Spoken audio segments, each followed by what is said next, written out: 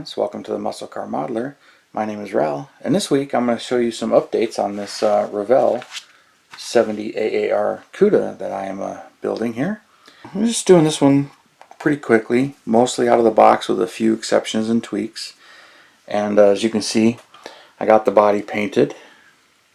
Of course, it's in violet, which is Plymouth's color, also known and on Dodge as Plum Crazy, but in violet. And this is actually MCW's paint that I airbrushed on, that I actually bought in 2008 and have been sitting forever. It was planned for a 70 Charger, that MPC kit that I have, and I've never used it or never even built that one. And I got two actually, but that's what I bought the paint for, and it's been sitting and decided to actually use it on this one because I really wanted to do the Plum Crazy one anyway. And I really love the AAR Cuda. As you can tell, this is my fourth one I built, but the first time doing this newest kit, newest version. And it's a great kit. And as I went over before, I sanded the wheel well trim down and off to make it not so prominent when it sticks out. So I'm really happy with the way it came out. So the body has been painted, scuffed a little bit, and then clear coated with my automotive clear, but I put the decals on under the clear. So these are the kit decals, and then that's decal, and these lights are all decals also. And I don't know what Revell did on the latest batch of decals, because these things are really hard to get off the paper, and they're not quite registered. So if you look closely, you can see there's a little bit of white poking through the black, but I'm really happy with it, and I'm going to continue on with this one. So I've got a few things to do to the body as well, but it's ready to go. Hasn't been polished, but I mean, this is how the clear laid out. So I'm really happy with that. And also painted the mirrors, the hood hinges, which the hood hinges are actually body color. So I painted those. And even the hood latch is body color. And I'm going a little on the over restored, so the whole engine compartment and the underside is also a shot body color. But I didn't do the semi-gloss black on the spoiler, the grill here, and the hood, because I'm going to paint those. I paint those the same time as I paint the hood black out here. So when I paint all of this black out and it goes up on the sides here, which I think I'm going to do a video on exactly how I do that, and then I polish. Sometimes it doesn't come over the edge very well, but I'll show how I do all of that, and then I'll black out this whole tail panel section, which also gets blacked out.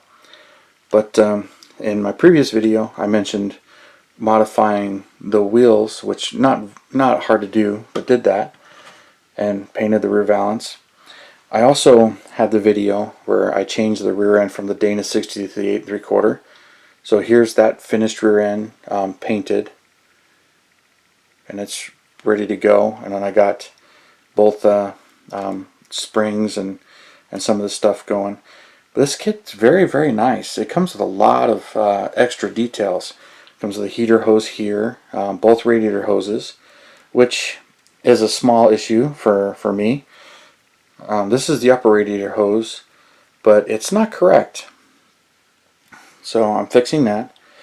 Comes with disc brakes and the drum brakes. Nice two-piece air cleaner, really big air cleaner, hides a lot of the motor. But there's a lot of nice detail on this engine. Even has a steering box and a steering shaft you can see in there. Well, actually, if I separate them, this is not glued. It's just so you can see the steering box and the steering shaft for the steering column, the manual tranny, and everything as I can see on here. It even tells you to paint the distributor cap tan in the instructions and mount everything. So I'm really happy with the motor and the chassis on this. I did mess up though. I forgot to fill these in because the exhaust, because the Hemi car, the exhaust comes all the way through, and that's a mounting tab for the exhaust. I did forget to fill those in, but the whole underside is shot purple and over restored because I just like that look. So I really don't weather them. One of these days I'll weather them. This happens to me with MCW paint. I sanded all the lettering off, and then for some reason it made it stand out a little bit. So you can see the lettering reappeared a little bit after I shot the MCW paint on it. Don't know why that happens. I'll probably black out these fenders. I haven't decided yet, but I'll look at more reference photos. But this is all ready. Got the decal on the oil filter. It's really nice. They give you a lot of decals for this, which is really cool. And it's a really nice 340. And here's the engine compartment and the horns. The horns tell you to go one direction, but they really only seem to glue in this direction. So I put the horns in. Got the battery and the decal on the battery, and I painted those yellow even though they give you decals for that. And then one of the things I wanted to fix, this brake booster. It's a single diaphragm brake booster and master cylinder. If you look at AAR Cudas, that's the brakes it has, and I took that from the AMT 71 Charger. I have a couple of those for extra kits, and just glued it right to the firewall, so there really wasn't any fitting, just painted them and put them on. But in the kit they give you this double diaphragm booster, long one, and this master cylinder. The master cylinder is pretty much correct, but this booster is Hemi only. It's double diaphragm and narrow to clear the valve cover. So it's not correct for the AAR Cuda, but it's in the kit. But the car originally was a Hemi car, the tooling, so this is just one of the parts they decided to leave, whether or not they did it on purpose for budget reasons.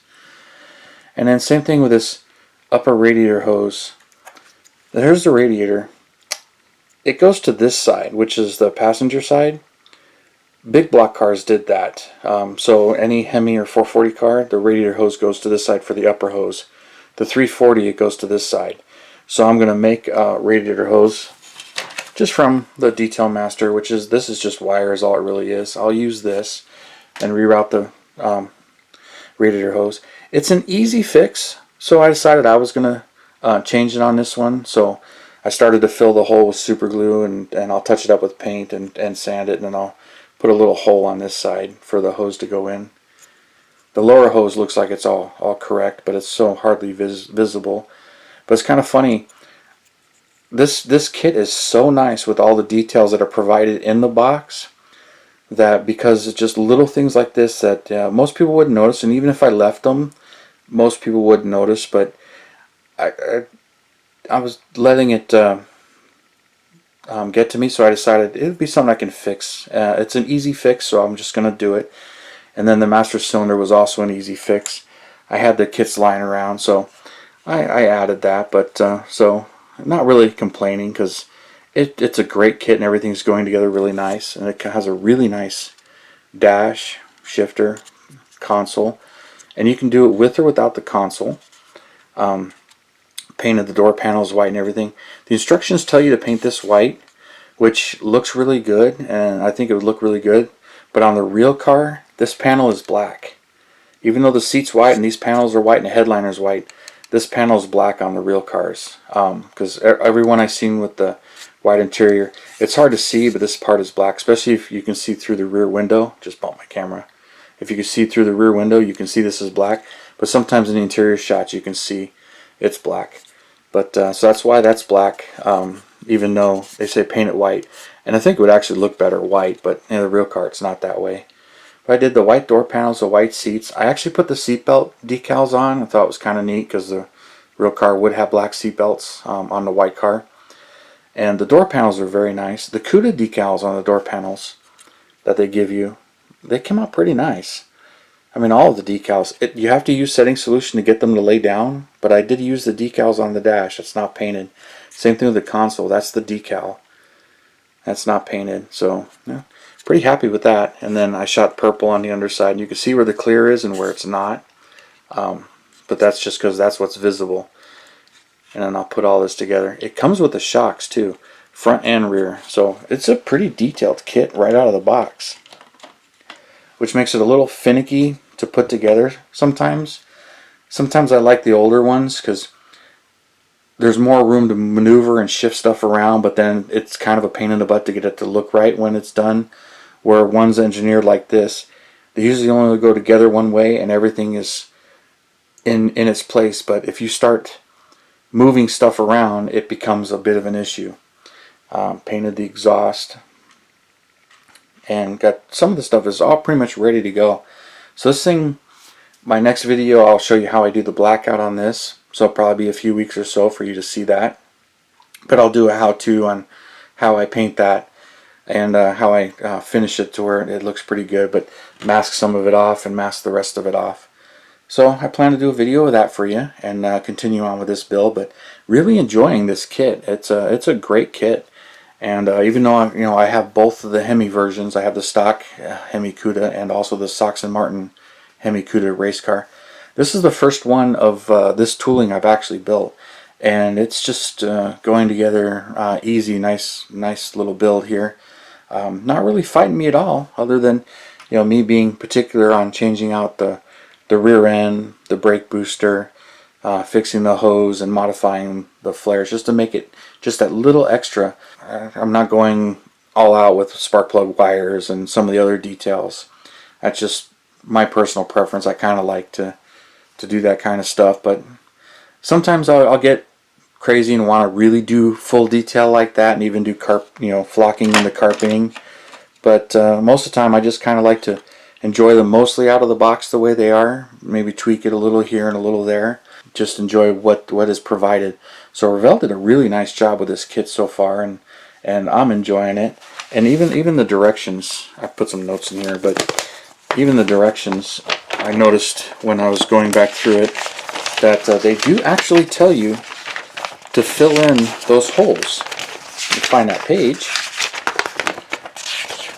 but you got to carefully read. Where did they put it? It's right on one of these.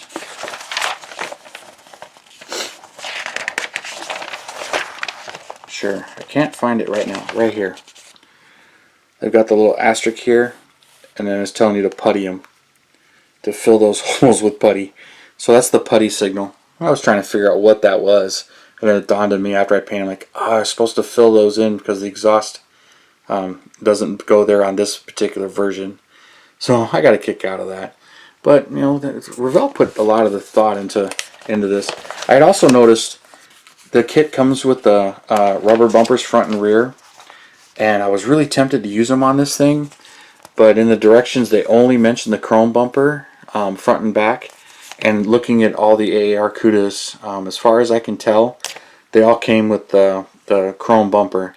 I'd seen a few with the rubber bumper. I don't know if they're dealer added or if they're clones, but all the ones that I was researching and reading, authentic ones, all had the chrome bumpers.